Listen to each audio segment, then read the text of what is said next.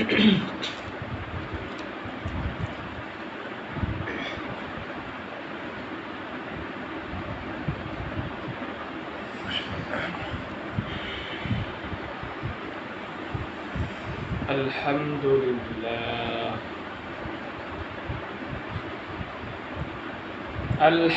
لله نحمده ونستعينه ونستغفره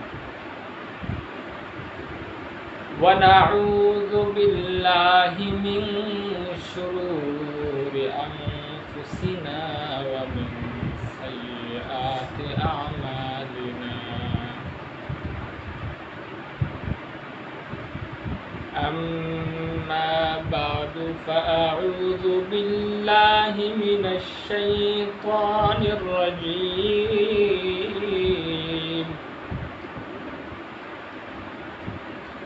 بسم الله الرحمن الرحيم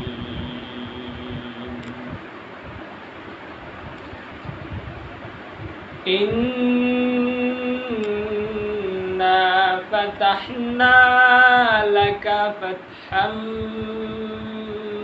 مبينا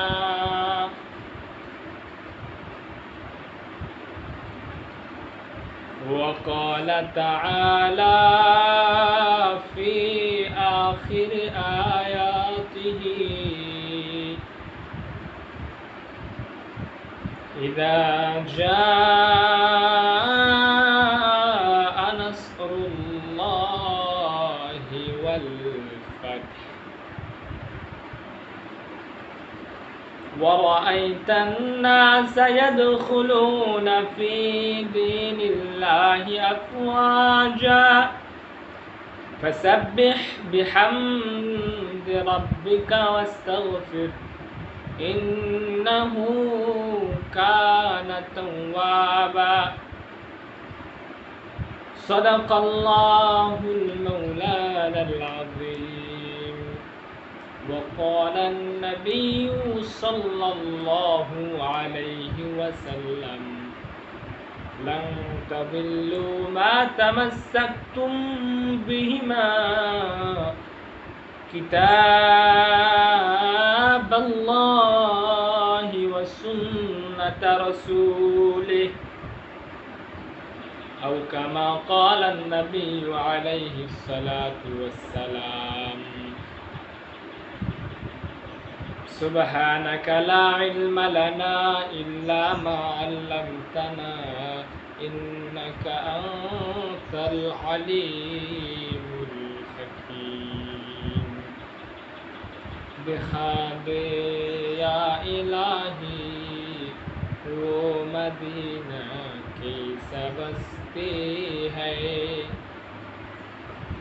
دکھا دے یا الہی وہ مدینہ کی سبستی ہے جہاں پر رات دن تیری رحمت برستی ہے جہاں پر رات دن تیری رحمت برستی ہے شراب محبت پلا دے خدایا محبت کی آتش جلا دے خدایا شراب محبت پلا دے خدایا محبت کی آتش جلا دے خدایا ہر تمنا دل سے رخصت ہو گئے ہر تمنا دل سے رخصت ہو گئے اب تو آجا اب تو خلوت ہو گئی لا الہ الا اللہ لا ইল্লাল্লাহ লা ইলাহা ইল্লাল্লাহ মুহাম্মাদুর রাসূলুল্লাহ সাল্লাল্লাহু আলাইহি ওয়াসাল্লাম। আলহামদুলিল্লাহ,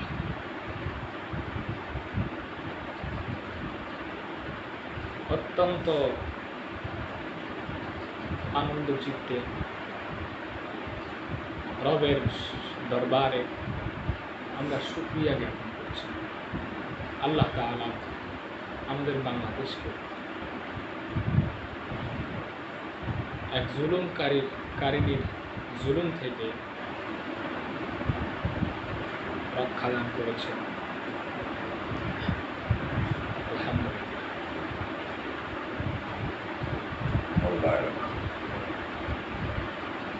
আল্লাহ পাক রব্বুল আলামিন রক্ষা করেছেন। আমরা দেখেছি তার জুলুম এর সময়কাল 15 থেকে 16 বছর পর্যন্ত ছিল। প্রকাশ্যে গোপনে অনেক জুলুম করেছে। বিশেষ করে যারা জ্ঞানী মহল, যাদের কাছে জ্ঞান রয়েছে, তাদের উপরে, অর্থাৎ যারা মুখ ফুটে হক কথা বলেছে তাদের উপরে বেশি জুলুম করেছে। কাউকে গুম করেছে, কাউকে হত্যা করেছে, কাউকে বা 8-9 বছর পর্যন্ত আবদ্ধ ঘরে বন্দী করে রেখেছে, কাউকে মিথ্যা মামলার আসামি বানিয়ে তার জীবনটা শেষ করে দিয়েছে। আমরা জানি আল্লামা দিলওয়ার হোসেন সাইদি রহমতুল্লাহ আলাই 13টা বছর পর্যন্ত জালেমের জিন্দানখানায় নিজের জানকে রবের দরবারে বিসর্জন দিয়েছে। ওনার কিছু স্মৃতি মনে পড়ে। আজকের এই দিনে আমি স্মরণ করছি যে সমস্ত মুজাহিদ ভাইরা এবং বোনেরা এই বাংলাদেশকে স্বাধীন করতে সহায়তা করেছেন, নিজের বুকের রক্ত বিলিয়ে দিয়েছেন, রবের দরবারে চলে গিয়েছেন। আল্লাহ তাদেরকে জান্নাতের উচ্চ মাকাম নসিব করুন। এবং যারা আহত হয়েছেন, রিকশাওয়ালা থেকে শুরু করে, ছাত্র ভাই থেকে শুরু করে, মাদ্রাসার ছাত্র থেকে শুরু করে, সাধারণ পাবলিক থেকে শুরু করে যারাই আহত হয়েছেন, ছেলে মেয়ে, ঘরের গৃহিণী, বুড়া চাচা, সবাই, আল্লাহ তাআলা তাদের এই অসুস্থতা তাড়াতাড়ি শিফায়ে পরিণত করুক।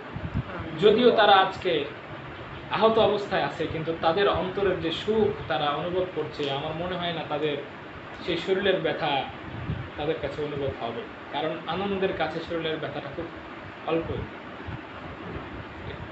এটা যে ব্যথা পেয়েছে সে সেটার আনন্দও পেয়েছে, আলহামদুলিল্লাহ। সম্মানিত মুসাল্লিয়ান কিরাম,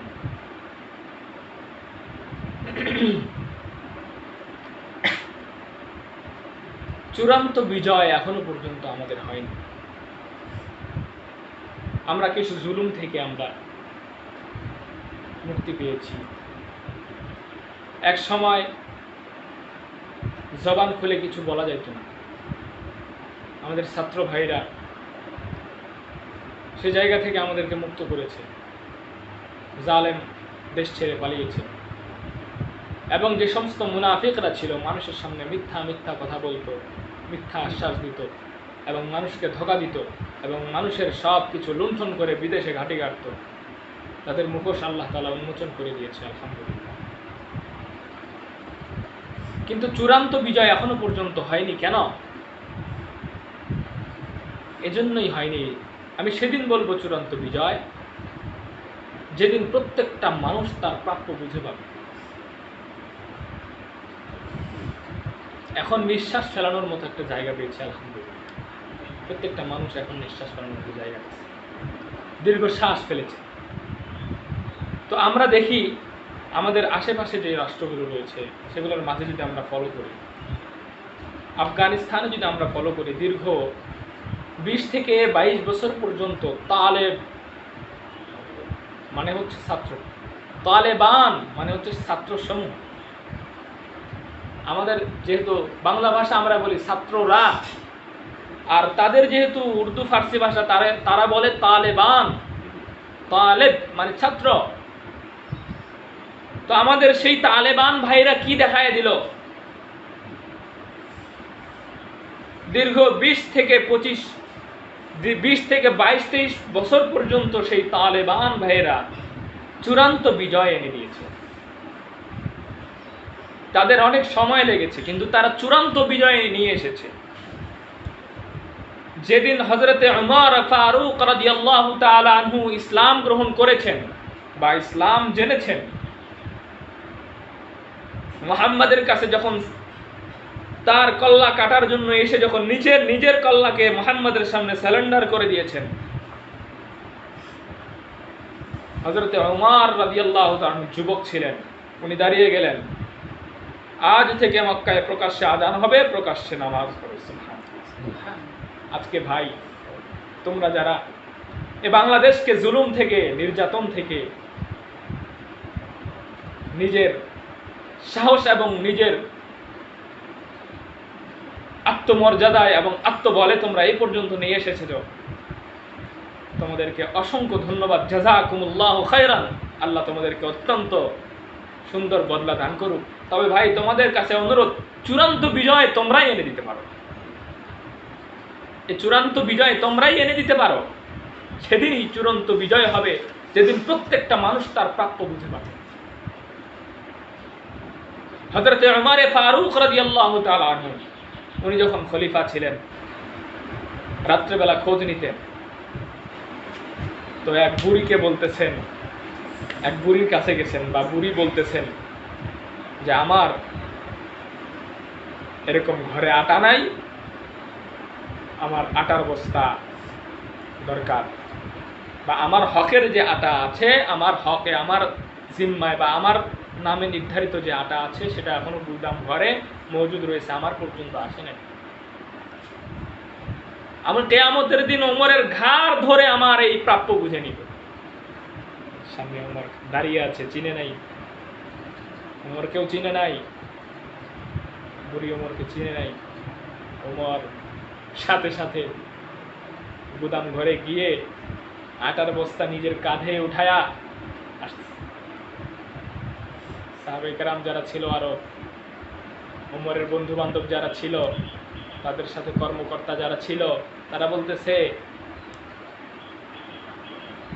ইয়া ওমর, হে খলিফা, আপনি আটার বস্তা আমাদের কাঁধে দিন। হযরত ওমর কি বলেছিল, যে কিয়ামতের ময়দানে আমার ঘাড় লটকাবে, তোমাদের ঘাড় লটকাবে। তিনি ছিলেন শাসক। সেটা গল্প না। বাঘ বকরি এক ঘাটে পানি খাইতো তার ইনসাফের কারণে, এক ঘাটে পানি খাইতো, ইনসাফ কায়েম করেছেন। আমরা দেখি তালেবান ভাইয়েরা পারস্য রাষ্ট্রে যেভাবে তারা তাদের বিজয় এনেছে, আজকে আমরা দেখতে পাই তাদের দেশে একসময় আফগানে আফিম চাষ হইতো, মাদক চাষ হইতো, সেগুলো তারা উৎখাত করে দিয়ে আনার ফলাইছে, আনার সারা বিশ্বে আনার পৌঁছাই দিচ্ছে, আনারের জুস, শিফা নাকি যেন একটা নাম দিছে, এরকম পামির কোলা পৌঁছাই দিচ্ছে।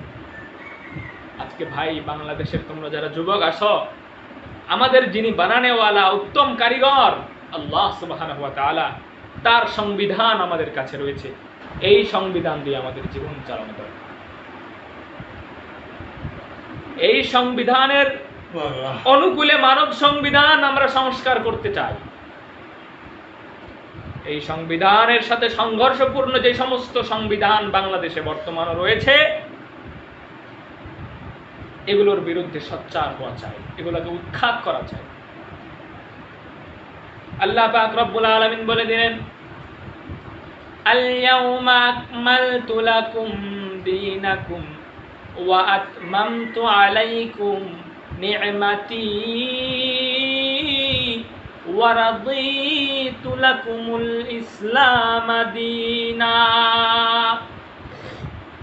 ও দুনিয়ার মানুষ, আজকের দিনে তোমাদের জন্য তোমাদের দ্বীনকে, তোমাদের ধর্মকে পরিপূর্ণ করে দিলাম। সর্বশেষ ঘোষণা এখান থেকে এটাই হয়েছে, পরিপূর্ণ করে দিলাম। ওয়া আতমামতু আলাইকুম নি'মাতি। এই কোরআনের প্রত্যেকটি আয়াত, এক একটি আয়াত এক একটি নিয়ামত, এক একটি হরফ এক একটি নিয়ামত। আল্লাহ পাক রব্বুল আলামিন বলছে, এই প্রত্যেকটি নিয়ামতকে তোমাদের জন্য পরিপূর্ণ করে দিলাম। ওয়া আতমামতু আলাইকুম নি'মাতি। সুবহানাল্লাহ।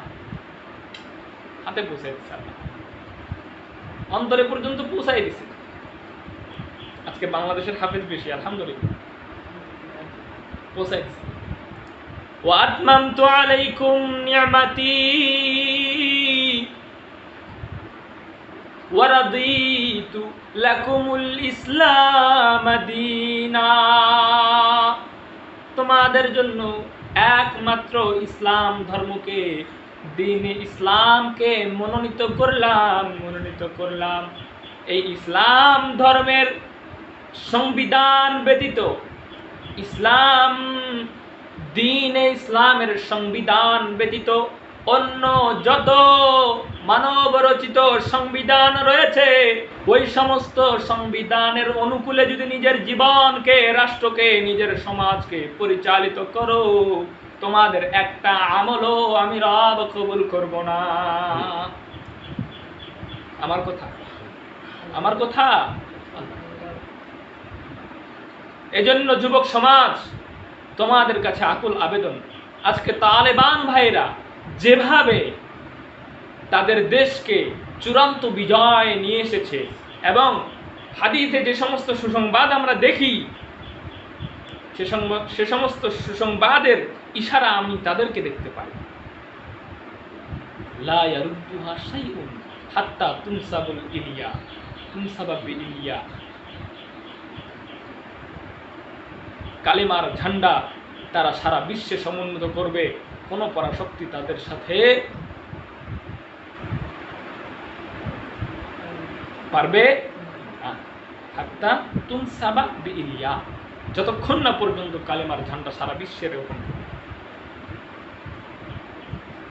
আজকে বর্তমান বলা যাচ্ছে না বাংলাদেশের গতিবিধি কোন দিকে যাচ্ছে, তবে ডক্টর ইউনূস সম্পর্কে কিছু তথ্য পাওয়া যায়। এক নাম্বার, সে নোবেল পেয়েছে, তার সাথে যে সমস্ত ব্যক্তিবর্গদের সম্পর্ক রয়েছে, এবং তার যে অঙ্গভঙ্গি রয়েছে, আমি গত জুমায় বলেছিলাম, সবার শেষে বলেছিলাম যে সুন্নত ব্যতীত যত জীবন পরিচালনার যত অঙ্গভঙ্গি, যত কথাবার্তার স্টাইল, জীবনের অঙ্গধারা যা রয়েছে, সুন্নত ব্যতীত সব কিন্তু কি দাজ্জালের ফিতনা। ডক্টর ইউনূসের কিছু কিছু ছবিতে এই সিম্বলটা সে দেখাইছে হাত দিয়ে, এই যে সিম্বলটা, এই সিম্বল এখানে 666 রয়েছে। এটা গোল, একটা 6, দুটা 6, 666। এই 666 দিয়ে যখন আপনি গবেষণা করবেন, তখন দেখবেন এই 666 এর সাথে শয়তানের সম্পর্ক রয়েছে, দাজ্জালের সম্পর্ক রয়েছে। তারা না বুঝে কখনো এই কাজটা করেনি, না বুঝে কখনোই করেনি। এজন্য একটু সোচ্চার থাকতে হবে। শয়তান অদৃশ্য, দাজ্জাল বর্তমান অদৃশ্য, কিন্তু সে লুকায়িত আছে, দৃশ্য হবে। এই পৃথিবীতে শয়তানি শক্তি কিভাবে কাজ করছে? শুধু কুমন্ত্রণা অন্তরের ভিতরে না, তা বাস্তবিকভাবে, অবাস্তবিকভাবে অলৌকিকভাবে, লৌকিকভাবে, সর্বক্ষেত্রে, সামাজিকভাবে, রাষ্ট্রীয় পর্যায়ে, ব্যক্তি পর্যায়ে, প্রত্যেকটি পর্যায়ে শয়তান কাজ করছে। প্রত্যেকটি পর্যায়ে কি করছে? শয়তান কাজ করছে। প্রত্যেকটি রাতে তাদের মিটিং হয়, লিস্ট করা আছে কে কতটুকু আজকে কাজ করলো এবং তাদের গোল কোন পর্যন্ত, এরকম সব কিছু লিপিবদ্ধ আছে, হিসাব হয়। সবচেয়ে পৃথিবীর বড় ফিতনা হচ্ছে দাজ্জালের ফিতনা। এই দাজ্জালের ফিতনা থেকে আমাদেরকে সতর্ক থাকতে হবে। আমাদের উপরের লেভেলের যারা আছে বাংলাদেশে বর্তমান, তাদের মধ্যে কেউ যদি সেই দাজ্জালের অনুসারী হয়ে থাকে তাহলে আমাদের জন্য অনেক বিপদ, চূড়ান্ত বিপদ। এই জন্য ভাই, দাজ্জালি ফিতনা থেকে আমাদেরকে বেঁচে থাকতে হবে, উপায় নাই। আরো অনেক কথা আছে, সবগুলা কথা উল্লেখ করার সময়ও নাই, বুঝিয়ে বলার সময়ও নেই। রব্বে কারীম আমাদেরকে যে সুযোগ দান করেছে, এই সুযোগ 100 বছরেও মিলা সম্ভব না। এই সুযোগকে কাজে লাগাতে হবে যুবক ভাই, কাজে লাগাতে হবে। এই সুযোগকে মিস করা যাবে না। আমরা যেটা বুঝতে পারছি, আমি গত জুমায় বলেছিলাম, যে ব্যক্তি কোনো অন্যায় দেখে প্রতিবাদ করে, সাথে সাথে তার প্রাপ্য হাসিল হয়। আমরা তার চূড়ান্ত প্রমাণ পেলাম মাত্র 15 দিনে। প্রতিবাদের জন্যই এই সুযোগ আল্লাহ তাআলা আমাদেরকে দিয়েছেন। এজন্য আগামীতে যে কোনো অন্যায় জুলুম দেখলে সাথে সাথে প্রতিবাদ করতে হবে, সঙ্গে সঙ্গে প্রতিবাদ করতে হবে। আমি তো ভেবেছিলাম যে পরিস্থিতি, আমাদের মনে হয় জীবনটা এভাবেই চলে যাবে, 40-45 সাল পর্যন্ত মনে হয় এভাবেই চলে যাবে। খই খাইতে যে মানুষের দাঁত ভাঙে, এটা জানা ছিল না। কিভাবে কি হইল আল্লাহ সুবহানাহু ওয়া তাআলা গঠন করে দিলেন। কিন্তু এই সুযোগটা কাজে লাগাইতে হবে, কোরআনের ছায়াতলে থাকতে হবে। কোরআন ছাড়া চলতে পারবা না ভাই, সফলতা পাবা না। সফলতা পাওয়ার জন্য কোরআনের ছায়াতলে আসতে হবে, মুরব্বীদের সোহবতে থাকতে হবে, মুরব্বীদের কথা অনুযায়ী চলতে হবে। বাংলাদেশে 92% মুসলমান, এবং এই 92% মুসলমানের রাষ্ট্রনায়ক হিসেবে একজন হক্কানি আলেম হওয়া অনুচিত নয়, কখনোই অনুচিত নয়। আল্লাহ পাক রব্বুল আলামিন বলেন, ইন্না ফাতাহনা লাকা ফাতহাম মুবিনা। হে আল্লাহর নবী, নিশ্চয়ই আমি আপনাকে বিজয় দান করেছি, সুস্পষ্ট বিজয় দান করেছি। অন্য জায়গায় বলেন, ইযা জাআ নাসরুল্লাহি ওয়াল ফাত, যখন আমার সাহায্য এবং আমার বিজয় তোমাদের কাছে আসবে। ওয়ারাআইতান নাসা ইয়াদখুলুনা ফি দীনিল্লাহি আফওয়াজা, ফৌজ, দলে দলে, আফওয়াজা, ফৌজের জমা আফওয়াজ, বহু দল, দলে দলে মানুষ ইসলামের ভিতরে দাখিল হয়। সুবহানাল্লাহ, তুমি দেখবে এটা। ওয়ারাআইতান নাস, তুমি দেখবে লোকদেরকে, ইয়াদখুলুনা, তারা দাখিল হবে, ফি দীনিল্লাহ, আল্লাহর দ্বীনের মধ্যে, আল্লাহর ধর্মের মধ্যে। আল্লাহর ধর্ম কি? ইসলাম। ইসলামের মধ্যে আফওয়াজা, ফৌজদার ফৌজ, দলে দলে, আফওয়াজ, দল সমূহ নিয়ে, মানে শুধু একটা দুইটা দল না, বহু দলে দলে ইসলামের ভিতরে দাখিল। ওয়ারাআইতান নাসা ইয়াদখুলুনা ফি দীনিল্লাহি আফওয়াজা, তখন কি করবেন? ফাসাব্বিহ, তাসবিহ করেন, ফাসাব্বিহ বিহামদি রাব্বিকা, আপনার রবের প্রশংসার সাথে, ওয়াস্তাগফির, ইস্তিগফার করেন, ইন্নাহু কানা তাওয়াবা, পিছনে যা করেছেন ভুল ত্রুটি মানুষের হয়ে থাকে, নিশ্চয় ইন্নাহু কানা তাওয়াবা, নিশ্চয় তিনি কি তাওবা কবুলকারী। আমি আশা করি বুঝাতে পেরেছি।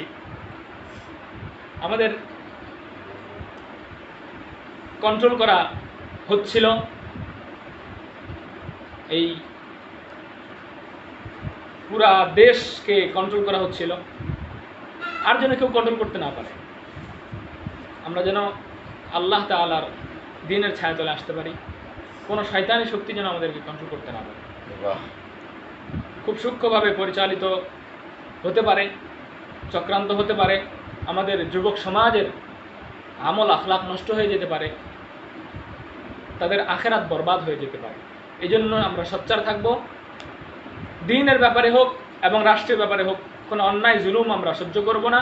সাথে সাথে হুঙ্কার দিয়ে আমাদের দাবি আদায়ের লক্ষ্যে আমরা ঝাঁপিয়ে পড়ব। আল্লাহ তাআলা আমাদেরকে অবশ্যই এই ব্যাপারে সুন্দর এক সুষ্ঠু ফয়সালা নিয়ে আসবেন বলে আশা রাখি ইনশাআল্লাহ। ওয়া আখিরু দাওয়ানা আলহামদুলিল্লাহি রাব্বিল আলামিন।